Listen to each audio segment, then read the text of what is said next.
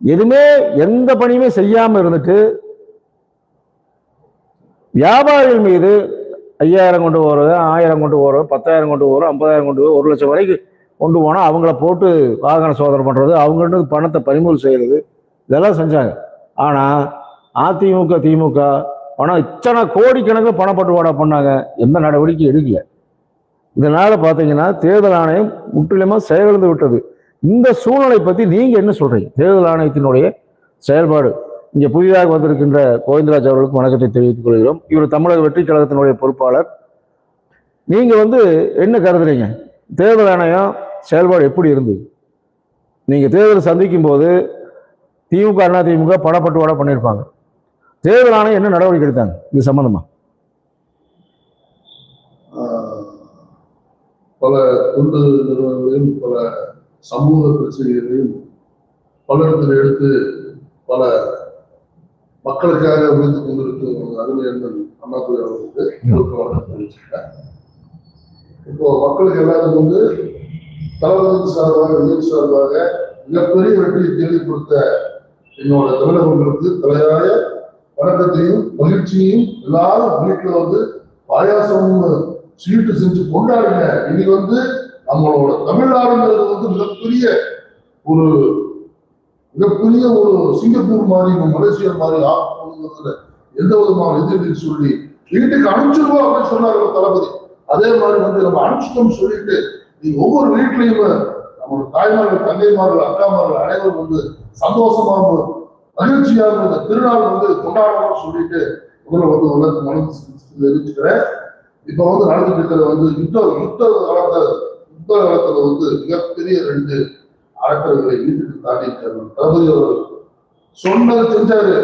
நடிகர்னு சொன்னா, கூத்தாடின்னு சொன்னா, பேச தெரியாதுன்னா, தற்கொலைன்னு சொன்னா எல்லாத்துக்கும் ஆப்பு வச்சிருக்கோம். நம்ம விளையாட்டு கிடையாது. 57 வருஷம் 60 வருஷமா ஆண்டு இருக்கிற திராவிடத்தை வீட்டுக்கு தாண்டிக்கிறோம். எதை பத்தி கவலை இல்லை. இனி நம்மளோட ஆட்சி நடக்க போகுது, மக்களோட ஆட்சி நடக்க போகுதுன்னு சொல்லிட்டு ஒவ்வொரு மாறு கட்டிட்டு சந்தோஷமா இருக்கு, ஜாலியா இருக்கு. இனி சொக்கால் ஆட்சி நம்ம தளபதி விஜய் அவர்கள் கொடுப்பாங்க அப்படின்னு சொல்லிட்டு ஒவ்வொரு நிலையிலையும் நீங்க சந்தோஷமா இருக்கணும்னு சொல்லிட்டு என்னோட ஆதரத்தையும் சந்தோஷத்தின் வெளிப்பாடையும் தெரிவிச்சு கொடுக்குறேன். மக்களே நன்றியும் மீண்டும் நன்றியும் சொல்லிக்கிறேன்.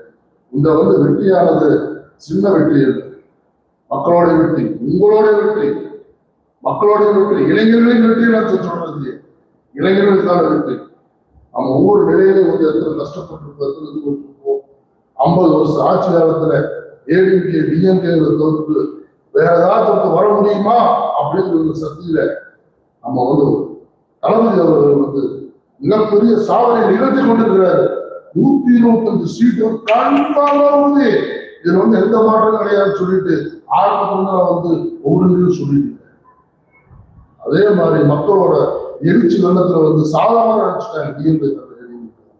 என்ன பண்ணிடுவான் அந்த பையன் பாண்டே சொல்றா, ஒரு சீட்டு கூட வர மாட்டேன், அரசியல் வாய்ப்பு போட்டு போட சொல்லிக்கிறான். அவர் நான் நேரு கேள்வி கேட்பேன், நீ அரசியல் பேசினா அவர் பேசணும்னு போடுவேன்.